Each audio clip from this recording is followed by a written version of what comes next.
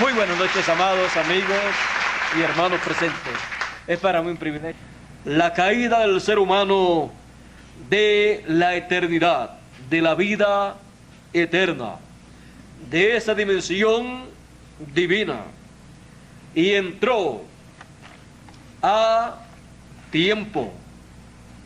Y por esa causa, los seres humanos que han nacido después de la caída, por los efectos de la caída, nacen para luego morir, porque su cuerpo no es eterno.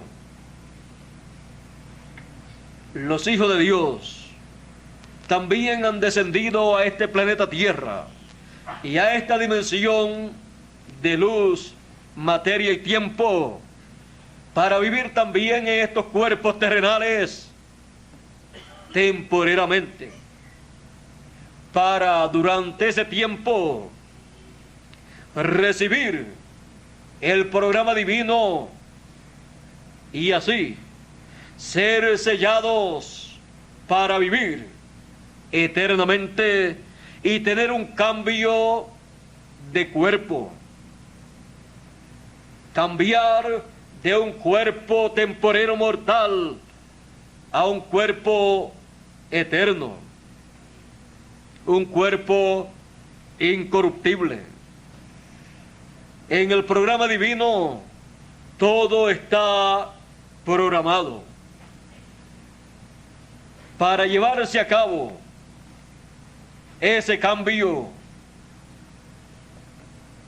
Un hombre conocido en la historia de la raza humana como Jesús de Nazaret, apareció 2000 años atrás, desconocido para el pueblo hebreo, aunque había nacido en medio del pueblo hebreo.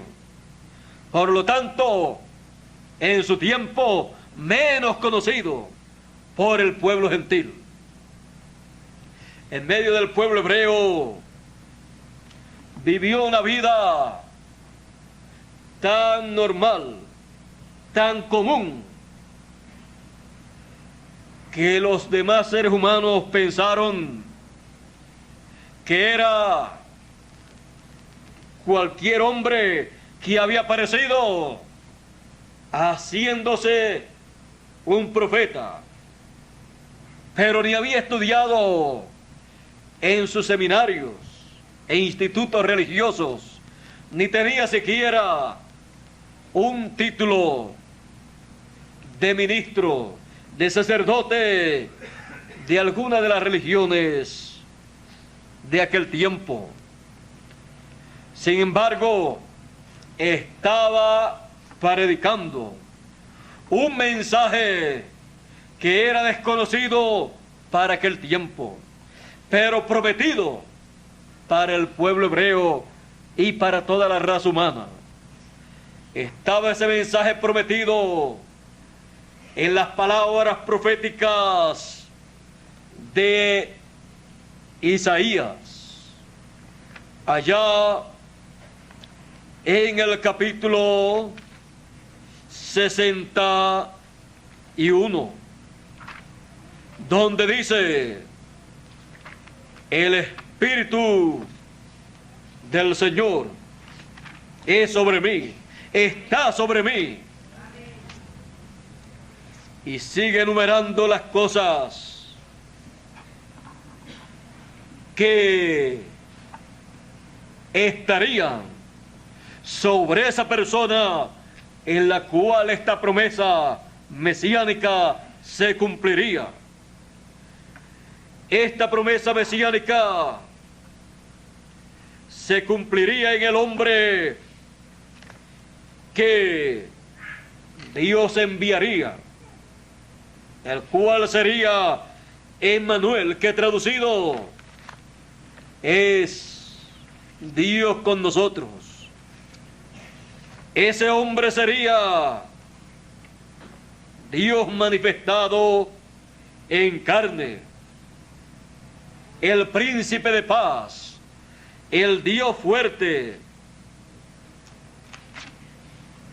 Dios visitando la raza humana para llevar a cabo una obra que ninguna otra persona podía llevar a cabo. Una obra en la cual el ser humano obtendría a través de ese programa un cambio en donde el ser humano obtendría de regreso la imagen y semejanza divina que perdió con la caída. En Adán, en la caída, la raza humana perdió la imagen y semejanza divina. En Jesús, el segundo Adán, el ser humano recupera la imagen y semejanza divina.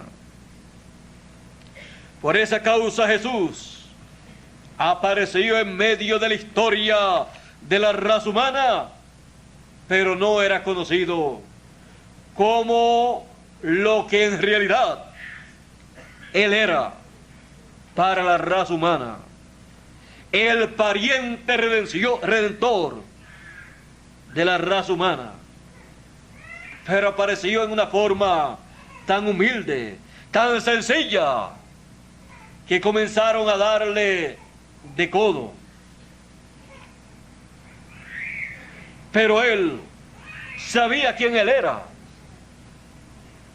Y eso siempre es muy importante. Cuando Dios envía un mensajero, es muy importante que ese hombre sepa quién es Él en el programa divino, quién es Él delante de Dios y qué representa, qué significa en el programa divino para Dios y para la raza humana. Y Jesús sabía quién Él era, sabía el programa divino que Él tenía que llevar a cabo. Por lo tanto, no importaba lo que las demás personas dijeran en contra de Él. Todo lo que ellos decían no tenía ningún valor para anular el programa divino que en Jesús se estaba llevando a cabo. Nada lo podía desanimar, porque cuando venían a Él para desanimarlo con palabras persuasivas y palabras de crítica, Jesús sabía que eran palabras humanas. Y sea todo hombre mentiroso,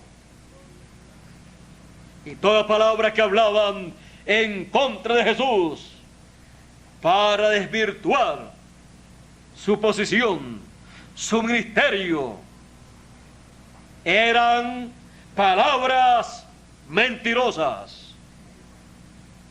Por lo tanto, delante de Dios y delante de Jesús, aquellas personas aparecían como mentirosos al hablar contrario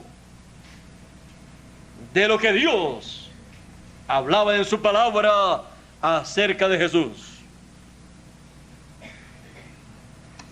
Jesús basaba su confianza no en palabras humanas, sino en la palabra divina. La palabra divina es la palabra que permanece para siempre. Los cielos y la tierra pasarán, mas mi palabra no pasará, dice el Señor.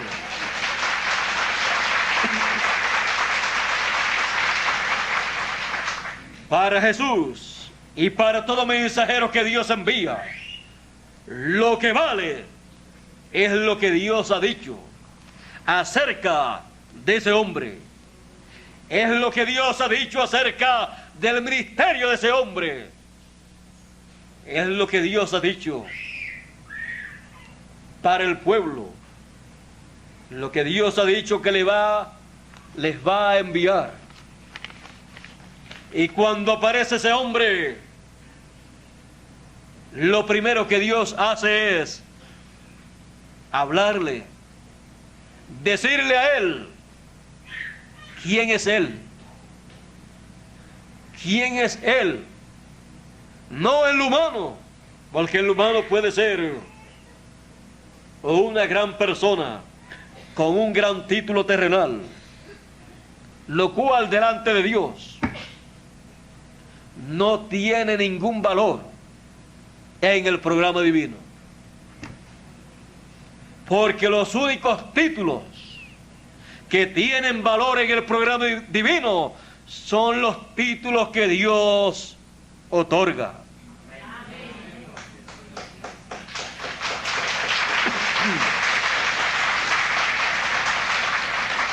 Con eso no quiero desvirtuar ningún título terrenal que tenga alguna persona.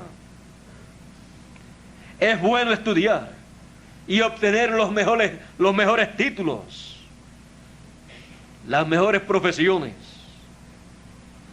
Pero eso no quiere decir que Dios lo va a reconocer como el doctor fulano de tal o fulano de tal, y decirle: tú tienes un doctorado,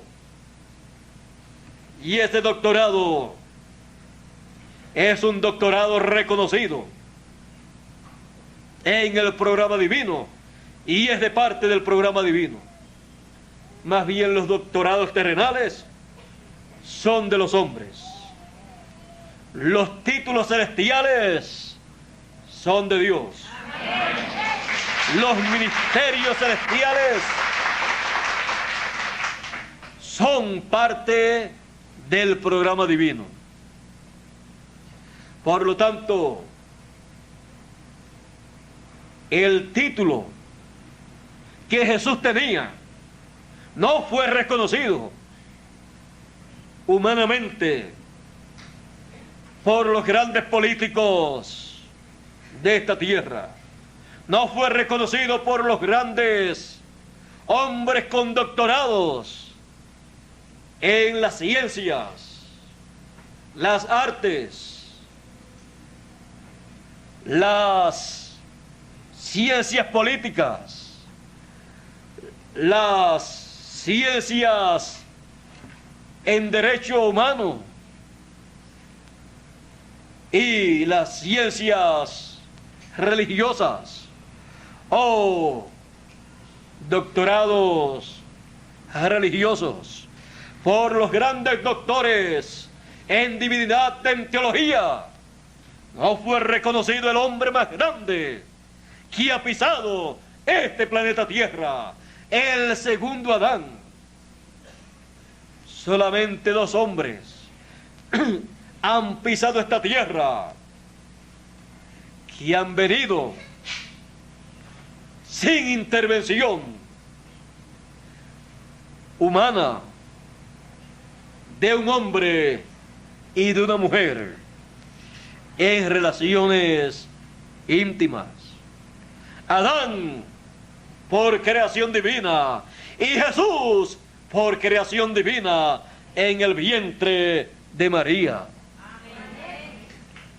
2 hombres.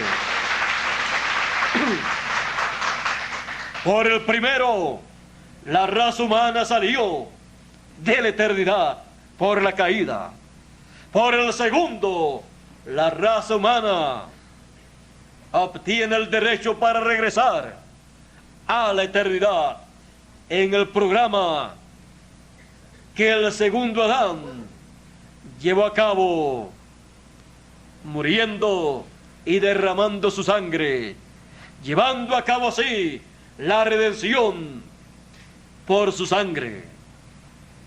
Redimir es volver al lugar, regresar al lugar de origen.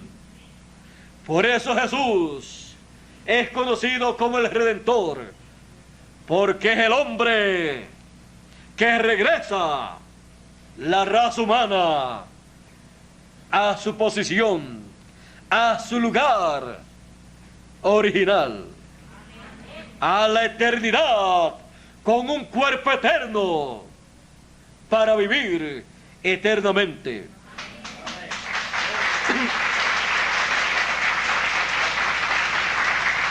Ese programa de redención, de regreso a la eternidad, comenzó con la muerte, sepultura y resurrección del Señor Jesucristo. Como les dije, Jesús no fue reconocido humanamente por los seres humanos. Pensaron que porque no tenía un doctorado en divinidad, no podía ser el maestro más grande para enseñarle el programa divino a los seres humanos en aquel tiempo y el programa divino para aquel tiempo. Pero me pregunto yo y le pregunto a ustedes, ¿cuál de los grandes doctores en teología, en divinidad, de aquellos grandes sacerdotes con aquellos doctorados, comenzando por el sumo pontífice de aquel tiempo, cuál de ellos estaba enseñándole al pueblo hebreo el programa divino que Dios tenía y estaba llevando a cabo en aquellos días? Ninguno. Solamente comenzó Juan el Bautista diciendo: después de mí viene uno del cual yo no soy digno de desatar la correa de su calzado. Yo os bautizo con bautismo de arrepentimiento, pero después de mí viene otro, viene uno, y él os bautizará con Espíritu Santo y fuego. Y cuando llegó a Juan y entró al río y quiso ser bautizado por Juan, Juan le dice, porque lo reconoció, Dios le había dicho: sobre aquel que tú veas el Espíritu Santo descendiendo en forma de paloma sobre él, ese es el Mesías, ese es el hombre al cual tú le estás preparando el camino. Tú eres precursor de ese hombre. Cuando tú lo veas, tú verás esa señal sobre él. Cuando entró al río, al Jordán, y Juan lo ve, y Jesús viene como los demás para ser bautizado, Juan le dice: yo no te voy a bautizar a ti, tú vienes a mí para que yo te bautice, cuando yo soy el que tengo necesidad de ser bautizado por ti. Parece que nadie había bautizado a Juan, y Juan estaba bautizando, y dijo: aquí es la oportunidad para ser bautizado por el hombre que yo le estoy preparando el camino. Y Jesús le dice a Juan: el programa no es así, nos conviene cumplir toda justicia. El programa es que tú me bautices a mí, como has bautizado a las demás personas. Porque siendo el cordero tenía que ser lavado antes de ser sacrificado. Fue lavado en las aguas del bautismo por Juan el Bautista, así como el cordero del sacrificio era lavado antes de ser sacrificado. Luego Juan el Bautista le dice al pueblo, en una ocasión, cuando vio a Jesús que venía, le dice al pueblo: he aquí el Cordero de Dios, este es el hombre del cual yo les he estado hablando, que viene detrás de mí, ya aquí está. Este es el Cordero de Dios que quita el pecado del mundo. Él viene para quitar el pecado del mundo. Otro cordero. Ya el sacrificio del cordero pascual estaba llegando a su final, porque ya estaba el cordero pascual, que Dios estaba dándole a la raza humana para ese sacrificio que no cubriría, sino que quitaría el pecado del mundo. Juan lo reconoció. Juan conocía el programa. Sabía que un hombre tenía que morir para quitar el pecado del mundo. Y Jesús era ese hombre. Había nacido sin pecado. El segundo Adán. Su sangre no estaba contaminada con el pecado. Podía pagar el precio de la redención. Jesús lo sabía. Él sabía quién él era. Juan sabía quién era Jesús, quién él era. Juan también sabía quién él era, quién era Juan. Cuando le preguntaron, ¿tú quién eres? ¿Eres Elías? No. ¿Eres el profeta? No, porque le estaban preguntando el profeta Mesías. Porque el Mesías sería un profeta. Entonces le preguntan, ¿y tú quién eres? ¿Por qué bautizas? Juan le dice a ellos, ¿ustedes quieren saber quién yo soy? No me crean a mí. Crean al que me envió. Yo soy la voz de uno que clama en el desierto: aparejad el camino del Señor. Ese soy yo. Juan no estaba hablando de sí mismo. Juan estaba diciendo lo que Dios decía acerca de él. Y Juan lo reconocía, porque ningún profeta puede ser tan cobarde como para negar lo que Dios ha dicho de él. Así es que Juan sabía quién él era, sabía su posición, sabía quién era Jesús.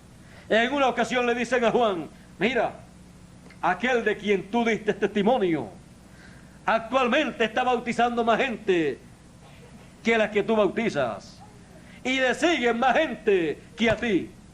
Juan, sabiendo quién él era y quién era Jesús, le dice, a él le conviene crecer, y a mí, ustedes no se preocupen por mí, porque a mí me conviene menguar. Al precursor siempre le conviene menguar, y a los precursados le conviene crecer en el programa divino para que haga la obra para la cual fue enviado, porque ya su precursor hizo su obra.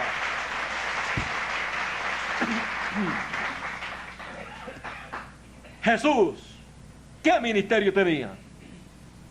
Aparentemente no tenía un ministerio dado por la religión hebrea, por el judaísmo. ¿Saben ustedes por qué Jesús no tenía una credencial, un título otorgado por la religión hebrea de aquel tiempo para así ser un doctor en divinidad, en teología, para enseñar al pueblo hebreo? Porque el título que Jesús tenía no era dado aquí en la tierra. La raza humana, las religiones, las universidades nunca han tenido el título para otorgarlo de Rey de Reyes y Señor de Señores, de sumo sacerdote según el orden de Melquisedec. Ese título de rey y sacerdote según el orden de Melquisedec, el orden divino, la raza humana nunca lo ha otorgado a ningún ser humano, porque no es una propiedad humana, sino divina. No es un título humano, sino un título divino.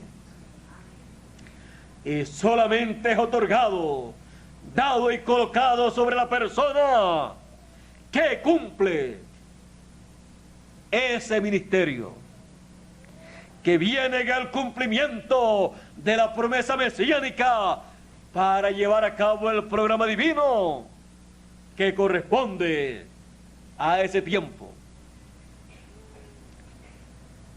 Jesús vino con el título de sumo sacerdote según el orden de Melquisedec. La gente pensaba que el ministro, el sacerdote más grande, más importante, era el sumo sacerdote según el orden de Leví. Pero no se habían dado cuenta que había un sacerdocio mayor que estaba sobre el sacerdocio según el orden de Leví. Apareció como sumo sacerdote y vestía en una forma común, no con la vestimenta de un sumo sacerdote, como el sumo sacerdote según el orden levítico, porque no era la vestidura exterior la que lo hacía él sacerdote según el orden de Melquisedec, sino el ministerio que él tenía y estaba manifestando. Podemos decir entonces que la vestimenta sacerdotal según el orden de Melquisedec que tenía Jesús era el ministerio mesiánico. Y el ministerio mesiánico siempre es un ministerio según el orden de Melquisedec. Y el Espíritu del Señor, de Dios, sobre él, ungiéndole para ese ministerio, lo estaba vistiendo y revistiendo con la vestidura sacerdotal. La vestidura sacerdotal según el orden de Melquisedec. Aunque la vestidura exterior, humana, fuera una túnica humana que no se pareciera ni siquiera a una vestidura sacerdotal como la del sumo sacerdote. Pero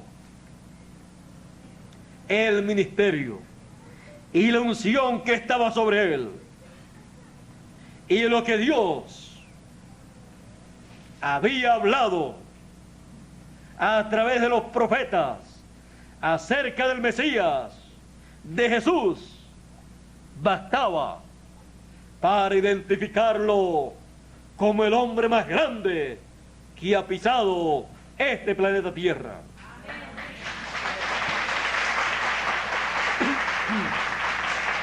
¿Y por qué el hombre más grande? Porque era nada menos que Dios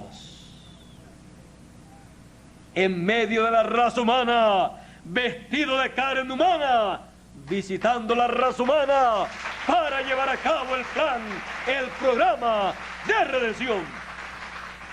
Y el único que podía explicar ese programa correctamente era un sumo sacerdote, un sacerdote, pero un sumo sacerdote.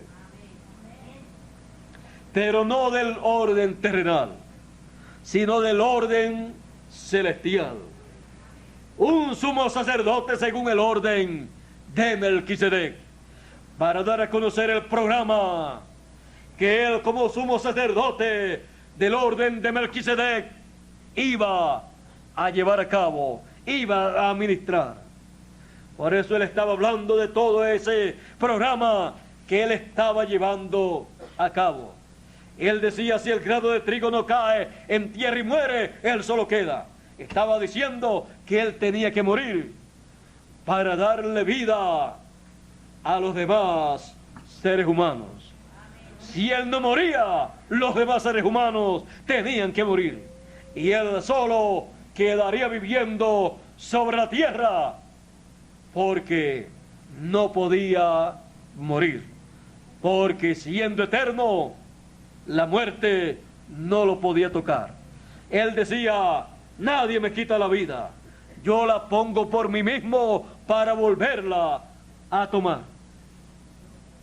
En forma voluntaria, espontánea, para llevar a cabo el programa según el orden de Melquisedec, el cual él mismo estaba llevando a cabo con su propia vida. La gente no lo comprendían. A los suyos vino y los suyos no le comprendieron. Pensaban y decían, otro loco, otro falso profeta. Pero no era otro falso profeta, sino el verdadero profeta, Mesías, que estaba prometido para el pueblo hebreo. Usted puede ver que un mensajero enviado por Dios no se puede desanimar, y no se desanima por lo que digan la gente que le rodea. No se desanima por lo que digan los políticos en contra o a favor de él. No se desanima o se anima por lo que digan las religiones y sus grandes líderes religiosos en contra o a favor, sino que él siempre estará bien animado, bien fortalecido por lo que Dios dice acerca de él para ese tiempo. Su fortaleza estará en Dios. La palabra de Dios será su guía, y todo le saldrá bien si lo hace de acuerdo a ese programa. Y ese programa está diseñado por Dios y dado a conocer en la Escritura. Porque no hará nada el Señor Jehová sin que antes revele sus secretos a sus siervos, los profetas. Siempre un profeta habla del próximo profeta que va a aparecer. Y todos los profetas hablan de todo profeta dispensacional que ha de venir. Por lo tanto, Jesús estaba basado, fundamentado en la palabra, no de los hombres, sino de los profetas de Dios, porque era no una palabra humana, sino una palabra divina, dada por Dios a la raza humana a través de sus profetas. Jesús, el hombre perfecto, lleno de ánimo, de entusiasmo, llevó a cabo la obra para la cual había venido. En la primera parte del programa de la redención. La primera parte se lleva a cabo en la primera venida del Hijo del Hombre, como el relámpago en el oriente, la tierra de Israel manifestándose. La segunda etapa, en donde los escogidos son llamados con gran voz de trompeta y juntados y preparados recibiendo la fe para el rapto y la transformación, se lleva a cabo en la segunda venida del Hijo del Hombre con sus ángeles, llamando y juntando a todos los escogidos con gran voz de trompeta. La gran voz de trompeta, el mensaje final. En la segunda parte de la profecía de Isaías, capítulo 61, que dice, lo cual no leyó Jesús, no leyó el Hijo del Hombre en su primera venida, porque se detuvo en el lugar en donde se tenía que detener, porque hasta allí se cumpliría en la primera venida del Hijo del Hombre. La otra parte sería para la segunda venida del Hijo del Hombre, que dice, y para anunciar, predicar el día de venganza del Dios nuestro, y para consolar a todos los enlutados. Y sigue enumerando el propósito de la segunda venida del Hijo del Hombre, lo cual se lleva a cabo en beneficio de los hijos de Dios. En la segunda parte del programa de redención, en donde se lleva a cabo el reclamo de todo aquello que fue redimido por la sangre del Señor Jesucristo.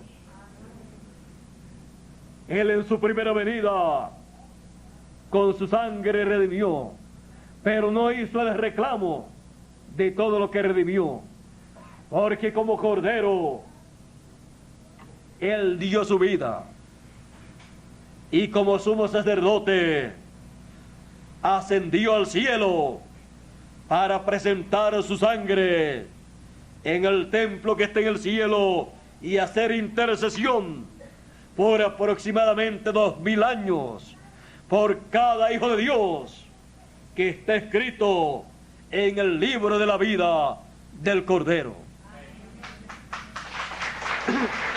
Para luego cambiar de ministerio de Cordero de Dios, cambiar a León de la tribu de Judá. Por eso cuando Juan lloraba mucho, el anciano le dice, no llores más. He aquí el león de la tribu de Judá, el cual ha prevalecido, el cual es digno de tomar el libro y abrir sus sellos. Cuando Juan miró, vio un cordero como ensangrentado con 7 cuernos, que son los 7 espíritus de Dios. Un cordero con 7 ojos, con un programa para llevar a cabo en el tiempo final. Juan vio un cordero, el anciano vio un león, y ni era un cordero ni era un león, era el Señor Jesucristo, que es el león de la tribu de Judá y también es el Cordero de Dios que quitó el pecado del mundo allá en la cruz del Calvario. Por eso Juan, cuando le vio, se llenó de alegría al ver ese cordero con 7 cuernos y 7 ojos. 7 ojos, 7 mensajeros, 7 cuernos, las 7 edades o etapas de la iglesia gentil. Todo esto Juan lo pudo ver, pero recuerden que lo que está escrito en el libro de Apocalipsis es el simbolismo de la obra que Dios lleva a cabo. Y el significado de esos símbolos apocalípticos es el cumplimiento de las promesas divinas, cada una en su tiempo. Por eso para las personas, los seres humanos, el libro de Apocalipsis es un libro misterioso, un libro lleno de símbolos. Para entender el libro del Apocalipsis, siendo la revelación de Jesucristo, dice Apocalipsis capítulo 1 y verso 1, la revelación de Jesucristo que Dios le dio para manifestar a sus siervos las cosas que deben suceder pronto, y las declaró enviándolas por su ángel. La revelación apocalíptica, la revelación de Jesucristo en el tiempo final es dada a conocer a la raza humana por medio del ángel del Señor Jesucristo, el cual es enviado para dar testimonio de estas cosas en las iglesias, en todas las naciones, en todos los idiomas, para todos los seres humanos. Apocalipsis capítulo 22 y verso 16 dice Jesús: yo Jesús he enviado mi ángel para dar testimonio de estas cosas. ¿Dónde? En las iglesias, para todas las iglesias, para todas las religiones y para todas las edades del pasado y las del presente, para todos los que están vivos, para los que partieron en el pasado, para todos los seres humanos. La revelación apocalíptica del Señor Jesucristo es el mensaje que trae el ángel del Señor Jesucristo, dando testimonio de estas cosas, porque Él está dando testimonio de la revelación de Jesucristo, como el relámpago resplandeciendo en el occidente. Pues la promesa es que el Hijo del Hombre se revelará, se manifestará en el tiempo final, en el occidente. El Hijo del Hombre revelado, manifestado, cumpliendo su segunda venida. La tiene esa revelación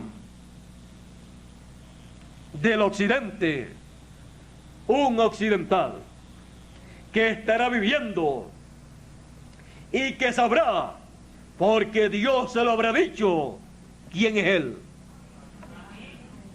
Sabrá que es el ángel mensajero del Señor Jesucristo, enviado en esta generación, en este siglo XX, para dar testimonio de la segunda venida del Hijo del Hombre con sus ángeles, llamando y juntando a todos los escogidos.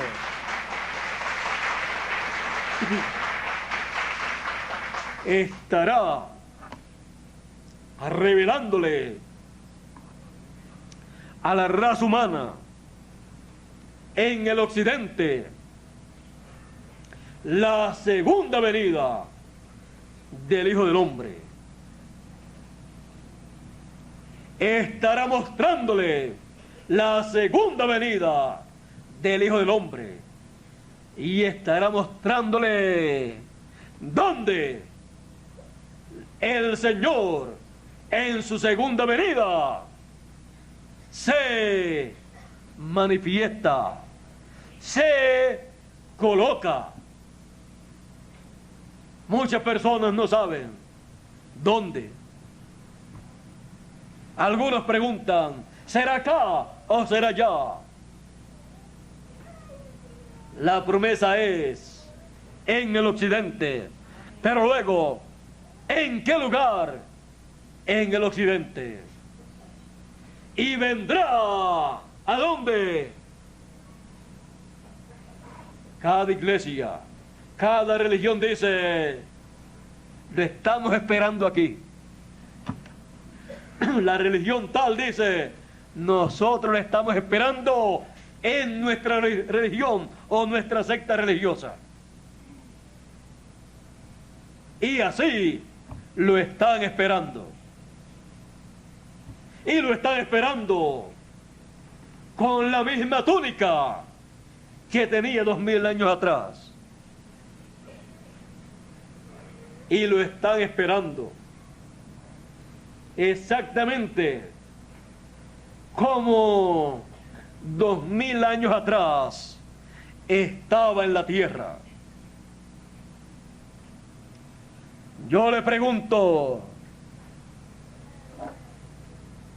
si apareciera en esa forma y comenzara a predicar en la religión tal o cual, ¿cuántos entenderían? Porque él lo que estaba predicando en aquel tiempo era el idioma del pueblo hebreo y en la forma común del pueblo hebreo. Así es que no entenderían ni siquiera el saludo. Y después, no lo vieron 2000 años atrás, ¿cómo lo van a conocer? Que se presente una persona con una vestimenta como las de aquel tiempo y les diga, yo soy el Señor Jesucristo.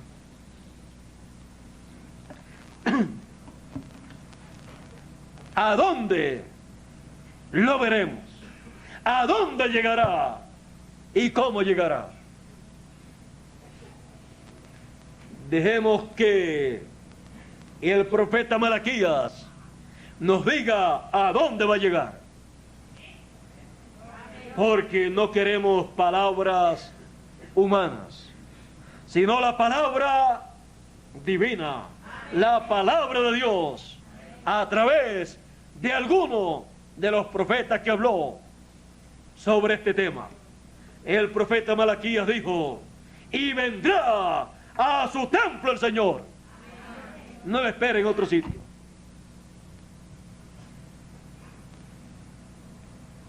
¿Y dónde está el templo del Señor? Porque cada templo del cristianismo en cada ciudad o en cada lugar dice, este es el templo del Señor Jesucristo. Pero ¿quién no va a querer decir y que la gente crean que si se hizo un templo, pues es un templo de Dios, un templo del Señor Jesucristo? Pero ¿cuál es realidad? Es el templo del Señor Jesucristo.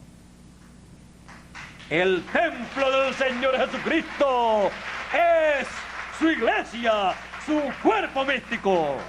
A ese templo es que vendrá el Señor en su segunda venida con sus ángeles. Así como en el templo del Antiguo Testamento, cuando entró Dios al templo que hizo Moisés y luego más adelante al que hizo Salomón, entró a ese templo, pasó por dentro de ese templo y se situó en el lugar santísimo sobre el arca del pacto en medio de los dos querubines. y como fue diseñado el templo de Moisés, que hizo Moisés, y el que hizo Salomón, así el Señor Jesucristo diseñó su templo espiritual. Es en el tiempo final en donde se lleva a cabo la construcción de la última fase o etapa del templo espiritual del Señor Jesucristo. A través de 2000 años aproximadamente se ha estado construyendo ese templo espiritual, llamando de entre los gentiles un pueblo para su nombre, para formar parte de ese templo espiritual. Por eso Pablo y Pedro decían: ustedes no saben que son templos de Dios, templos del Espíritu Santo. Ustedes no saben que ustedes son piedras vivas para ser construida una casa, la casa de Dios, un templo santo al Señor, con piedras vivas. Usted y yo y los demás hijos de Dios que han aparecido en esta tierra para formar parte de ese templo espiritual. Y somos piedras vivas porque el constructor, arquitecto, diseñador y constructor de ese templo es también una piedra, pero no una piedra cualquiera, sino la piedra principal, la piedra del ángulo, la piedra angular que corona ese templo espiritual. 2000 años atrás fue rechazada esa piedra, fue rechazada la primera venida del Hijo del Hombre, pero fue coronado el templo espiritual de la iglesia hebrea, de los elegidos que ya habían partido y estaban en el paraíso. Cuando Jesús llegó al paraíso, fue coronado ese templo espiritual con la piedra de corona. Y en la segunda venida del Hijo del Hombre,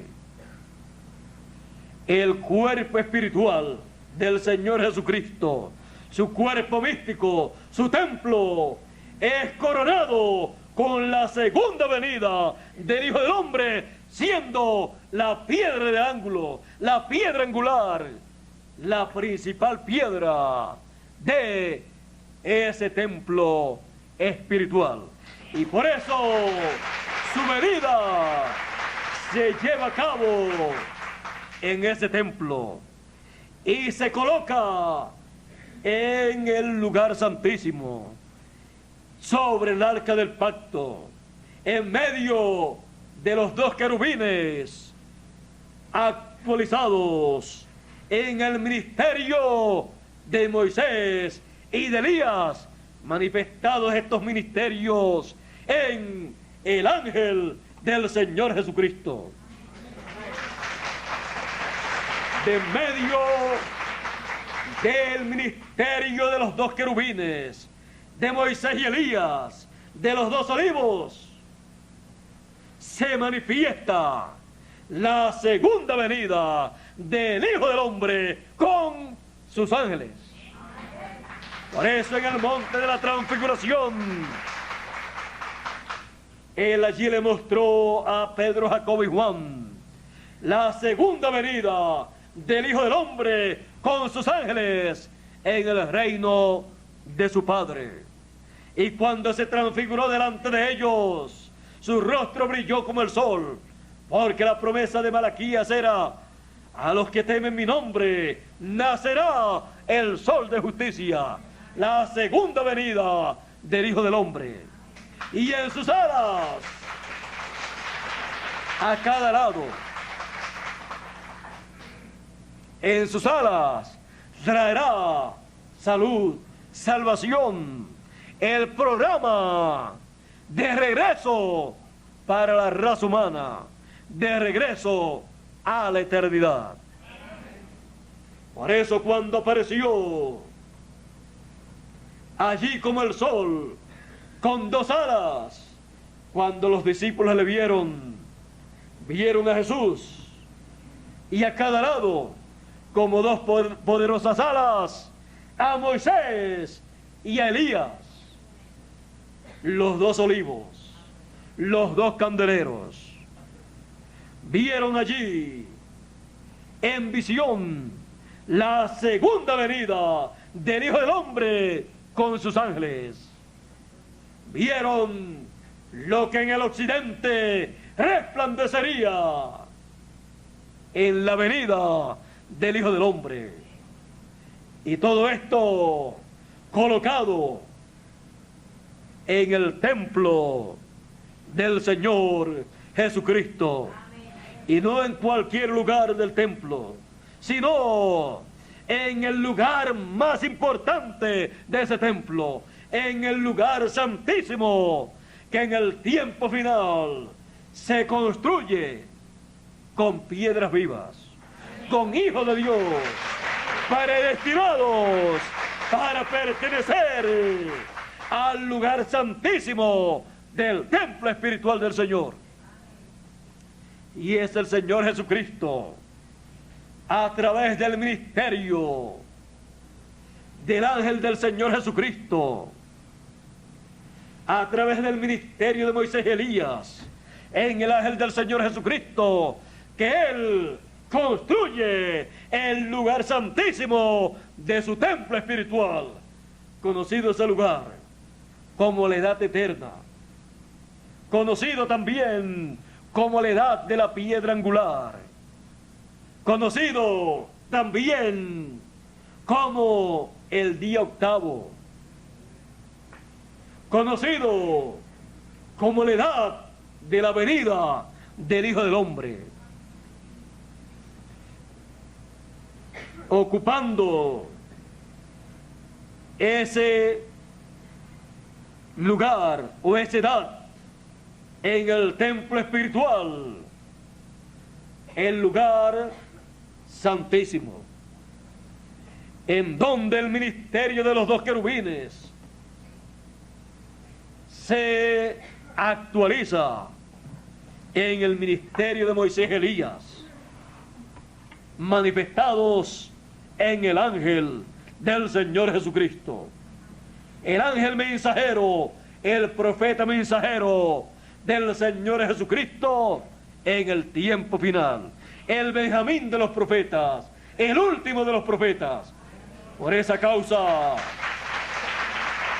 no encontramos otro profeta prometido después de el ministerio del ángel del Señor Jesucristo en la venida del Hijo del Hombre con sus ángeles.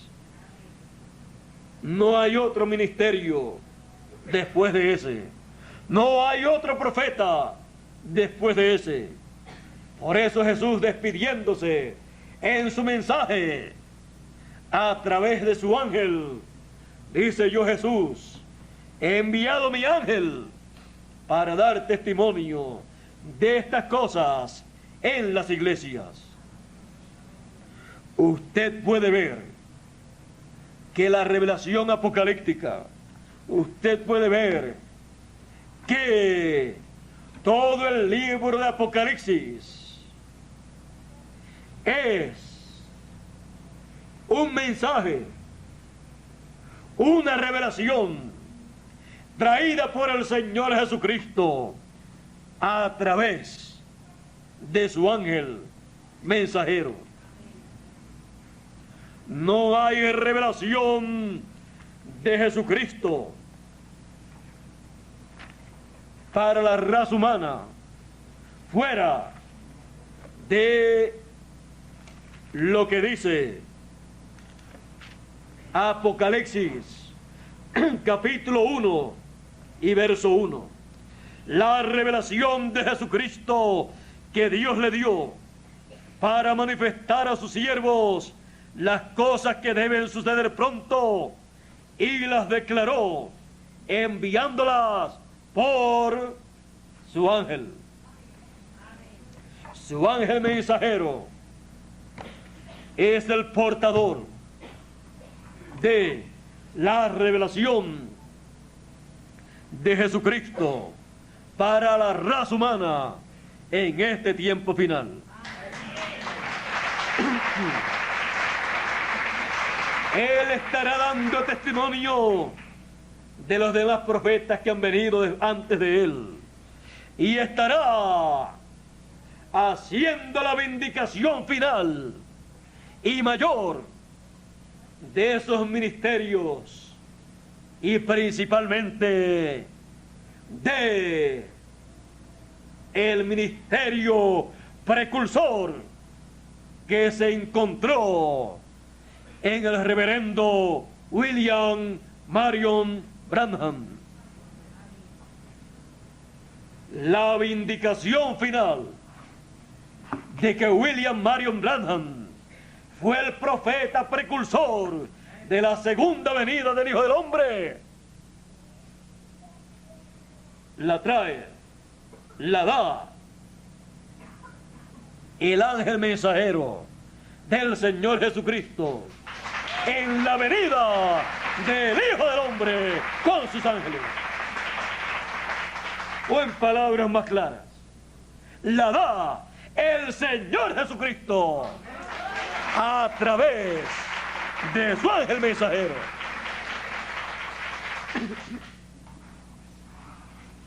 Y ese mensaje, ese testimonio que estará trayendo, ese mensaje de ese mensajero final, será la gran voz de trompeta, la trompeta final, será la trompeta del año del jubileo, todo eso actualizado.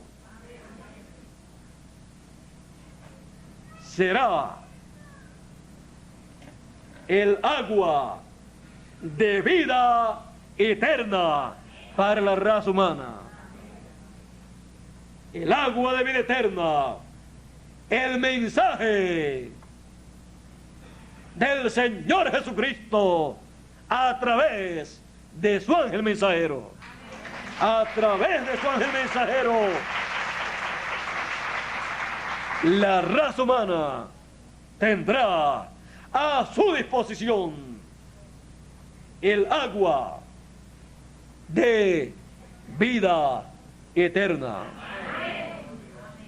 Por eso usted encuentra que toda la revelación apocalíptica la trae el ángel del Señor Jesucristo. Y por esa causa, Juan, viendo que a través de ese ángel, de ese profeta, es que el Señor Jesucristo cumple las promesas del tiempo final, y a través de él es que da a conocer la segunda venida del Hijo del Hombre con sus ángeles. Juan, cuando ve todo eso y escucha todo eso y ve que ese es el instrumento del Señor Jesucristo en la revelación apocalíptica, Juan, sabiendo que no se podía adorar a ningún ser humano, sino solamente a Dios, solamente al Señor Jesucristo, cuando él ve la manifestación de Jesucristo, la revelación de Jesucristo en el occidente como el relámpago,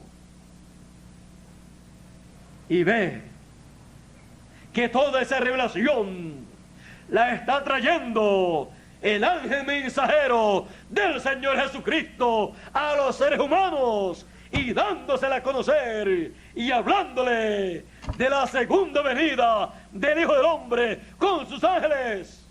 Juan se postró delante de él. Y ese ángel mensajero, ese profeta, le dice a Juan: mira que no lo hagas. Levántate, que yo soy siervo contigo y con tus hermanos. Levántate, no hagas eso.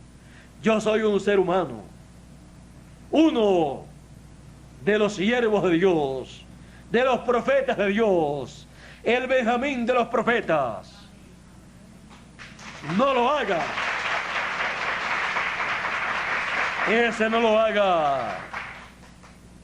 Va para Juan y para todos los hijos de Dios representados en Juan el discípulo amado, recibiendo la revelación de la segunda venida del Hijo del Hombre con sus ángeles en el tiempo final. Ni siquiera estar besándole la mano, ni siquiera arrodillarse delante de él, ni gestos de adoración, porque el consejo es: adora. Sí, quieres adorar, te voy a decir a quién tienes que adorar. Adora a Dios. No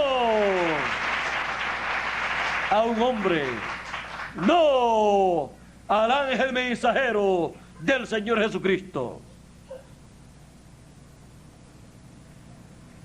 Él viene con la palabra, el mensaje, la revelación de Jesucristo, y dando a conocer la revelación de Jesucristo como el relámpago en el occidente con sus ángeles, llamando y juntando a todos los escogidos en el lugar santísimo del templo espiritual del Señor, la edad del Hijo del Hombre, la edad de la venida del Hijo del Hombre, la edad eterna, la edad de la piedra angular. Y el que tenga sed, la promesa ha sido: yo le daré de la fuente del agua de vida. Usted puede ver que todo lo que el Señor Jesucristo dijo, lo dijo a través de su ángel mensajero. Por eso, estas palabras, aunque las dice el ángel del Señor Jesucristo, son palabras del Señor Jesucristo a través de su ángel mensajero.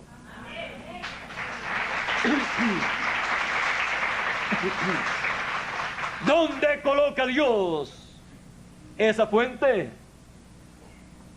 Si usted busca en la Nueva Jerusalén,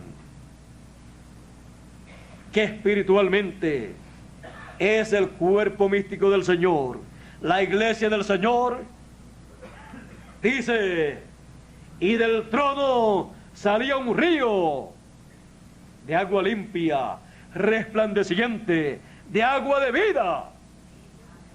Es el lugar santísimo del templo espiritual, el trono en su templo, el trono del Señor. Y de ahí sale un río de agua de vida. Ahí se encuentra la fuente de la vida. Y Apocalipsis 22, verso 16 dice: el Espíritu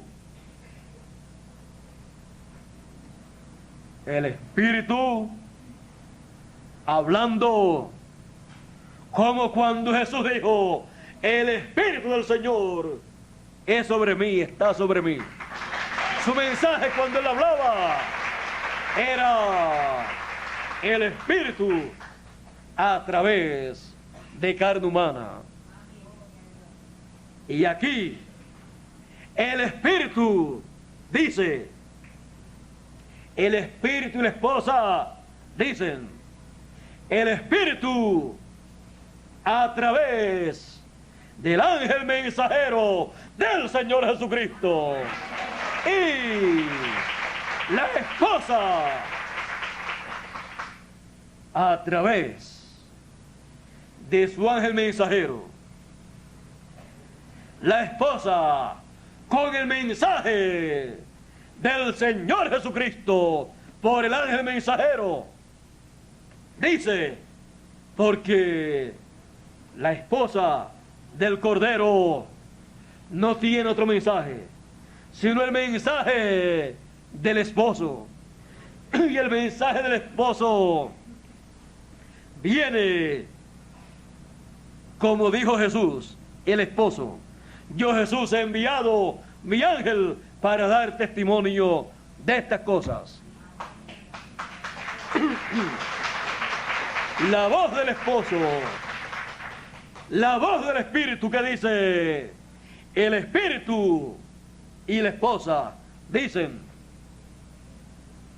tienen el mismo mensaje, dicen la misma cosa, dicen, ven, ¿para dónde? Ven a la edad de la piedra angular, ven al lugar santísimo del templo espiritual del Señor, ven a la edad eterna, ven a la cima del monte de Sión, ven al monte de la transfiguración actualizado, ven, y el que oye, diga, ven. Y el que tiene sed, porque habrá hambre y sed, no hambre de pan, ni sed de agua, sino de oír la palabra de Dios. Amén. Y donde único estará la palabra de Dios para saciar la sed espiritual del fin del tiempo, será en la edad del lugar santísimo, en la edad eterna, la edad de la piedra angular, la edad de la venida del Hijo del Hombre, la edad que recibe la segunda venida del Hijo del Hombre con sus ángeles.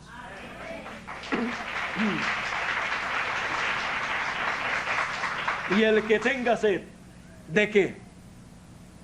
Sed de oír la palabra de Dios, el mensaje de Dios correspondiente al tiempo final. El que tenga sed de oír la gran voz de trompeta, la trompeta final. El que tenga sed solamente podrá hacer una cosa,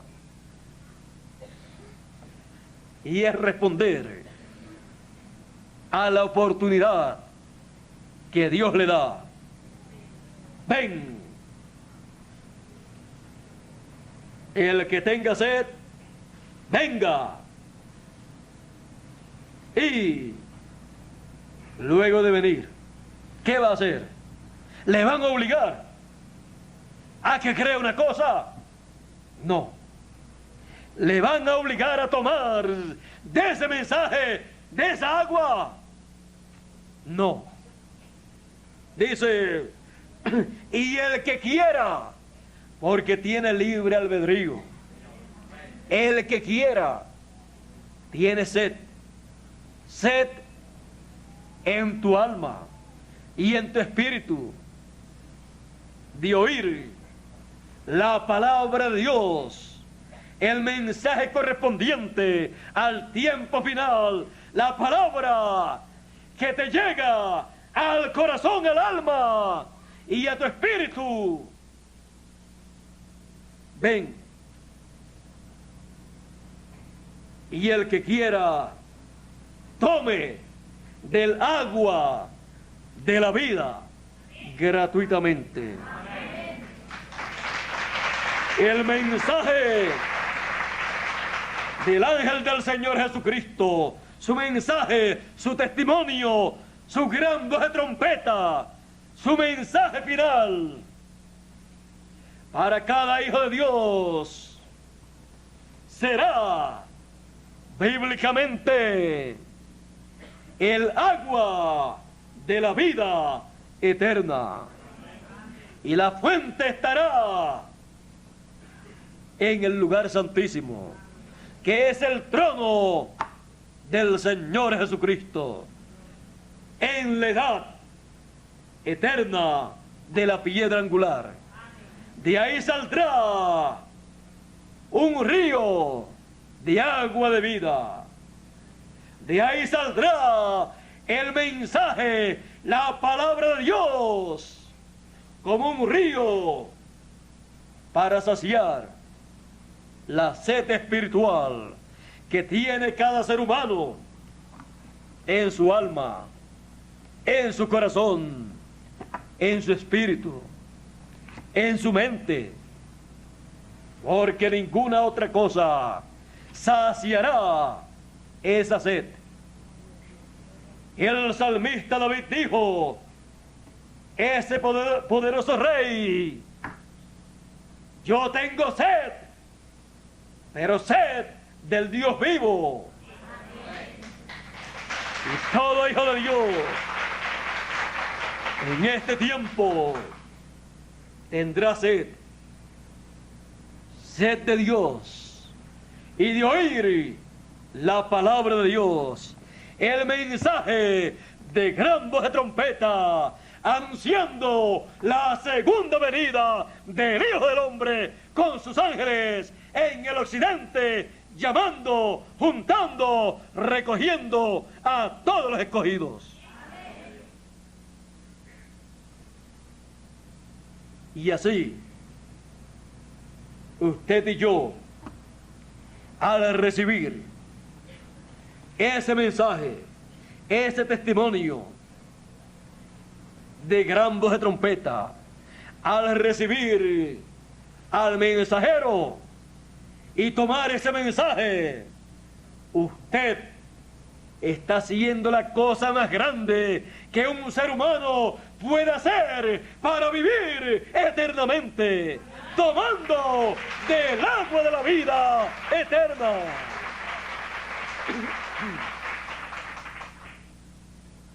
Agua de vida eterna.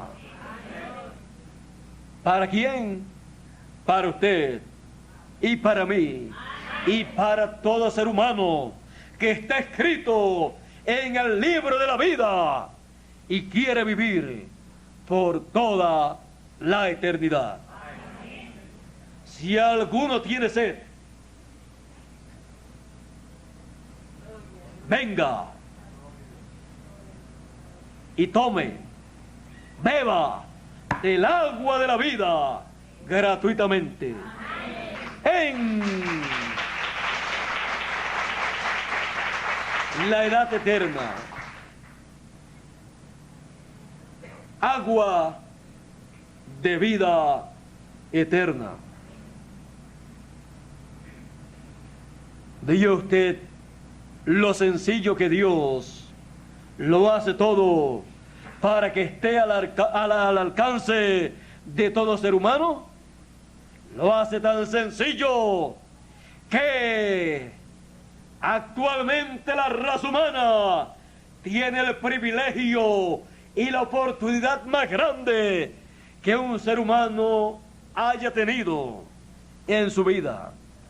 La oportunidad de tomar de la fuente del agua de la vida eterna, sin nadie obligarlo. Un llamado para todo ser humano. El espíritu y la esposa dicen, ven. Y el que oye diga, ven. Y el que quiere, venga. Y tome del agua de la vida gratuitamente. No se le puede obligar a ninguna persona, y menos para darle vida eterna. Eso faltaría, que para que usted pueda vivir eternamente y pueda ser transformado, haya que obligarlo. No. El mensaje viene en forma libre y hace que cada ser humano se sienta libre y sepa que tiene un libre albedrío que Dios le dio y lo tiene que utilizar. No es eso de que, bueno, si fulano cree, yo voy a creer porque fulano es una persona importante. Si fulano cree y toma del agua de la vida, si es importante, vivirá eternamente.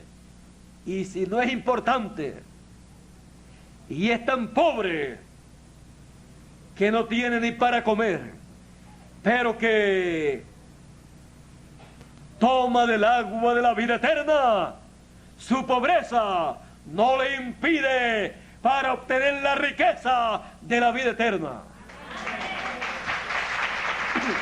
Porque estas son cosas que no se compran con dinero ni con títulos terrenales,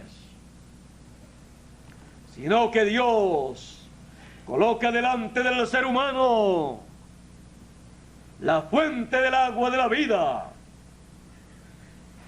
y le da la oportunidad y le dice al que tenga sed, venga, y el que quiera, tome del agua de la vida gratuitamente. Nadie le va a estar obligando. No será porque alguien le obligó, sino porque usted quiso tomar del agua de la vida eterna, porque deseaba vivir por toda la eternidad en un cuerpo incorruptible.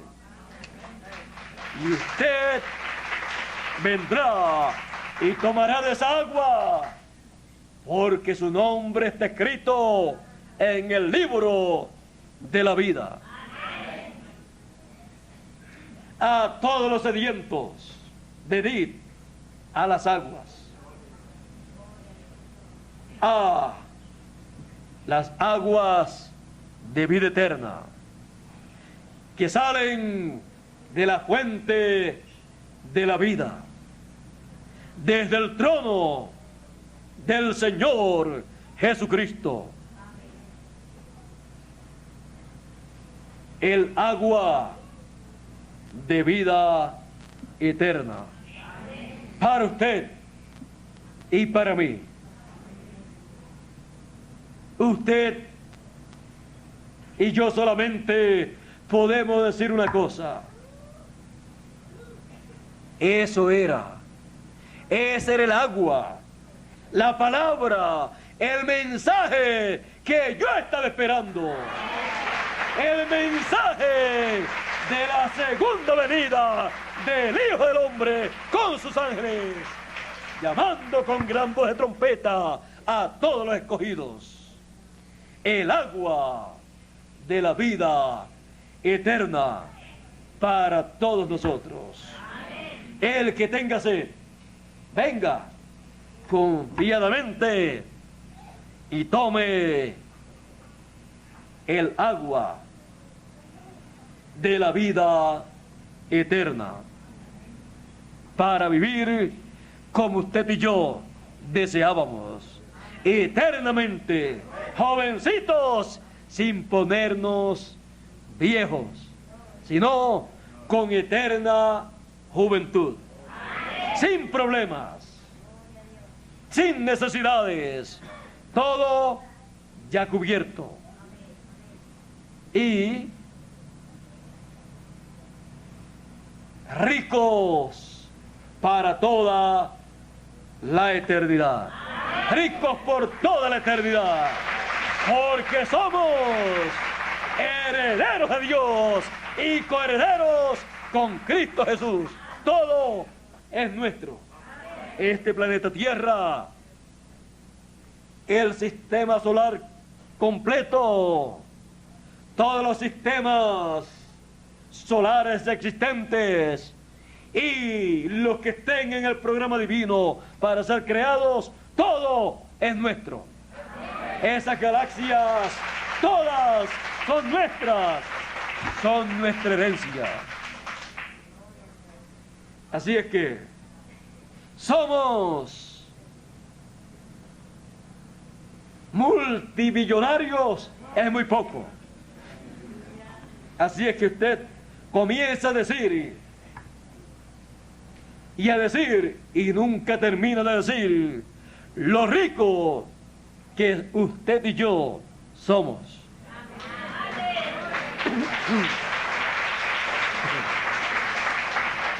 Y en este tiempo,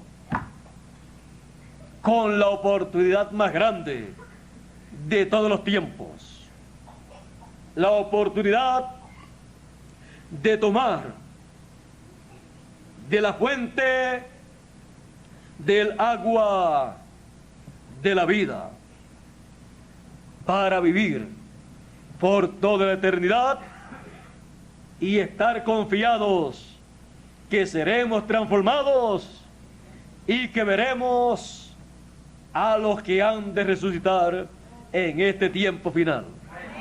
Porque hemos tomado el agua de la vida. Agua de vida para todos. Para usted y para mí. Agua de vida. El agua de vida, la cual está a la disposición de los seres humanos. Agua de vida. Nos recuerda una ocasión cuando Jesús le dijo a sus discípulos: ¿quieren irse ustedes también? Cuando la gente se les iba en las actividades. Pedro dice: ¿y a quién iremos? Si solamente tú tienes palabras de vida eterna, agua de vida eterna. Y solamente el Señor Jesucristo, en su venida con sus ángeles, tiene agua de vida eterna para darla a los seres humanos a través de su ángel mensajero. ¿A quién iremos? Si solamente el Señor Jesucristo, en su venida, tiene el agua de la vida eterna.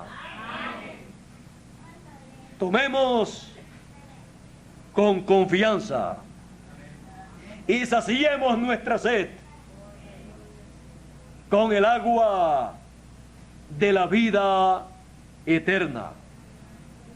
Y así pasaremos a la eternidad, porque hemos tomado el agua de vida eterna. Dios les bendiga, Dios les guarde y muchas gracias por vuestra amable atención. Con ustedes, el reverendo Jesús Mayorga para concluir.